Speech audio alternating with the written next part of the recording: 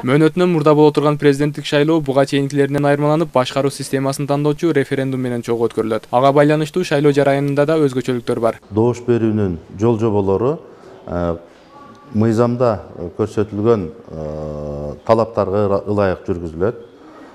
Бул жолку добуш берүүдө 10 январь күнү биздин Кыргызстан эли референдумга да катышат. Ал референдумда Жогорку Кеңеш белгилеген мыйзамга ылайык Кыргыз Республикасынын башкаруу формасын аныктоо боюнча референдум болуп өтөт. Шайлоочу добуш берүү учурунда белги коюунун талаптарын так сактоосу зарыл. Эгерде бюллетенге бир нече жол сызып же белгиленген чийинден чыгарып ийсе, ал автоматтык түрдө жараксыз деп табылат. Шайлоочу шайлоо участогуна келгенден кийин алгач идентификациялык маалыматын текшерет. Маалыматтар текшерилип болгон соң колуна 2 чекти алат. 2 чекти алып барып бул жерден тизмени текшергенден кийин колуна 2 бюллетен берилет. 2 бюллетенди чектерге алмаштыргандан кийин жашыруун кабинкага барып белгилеген соң урнага келип тийиштүү урналарга салат.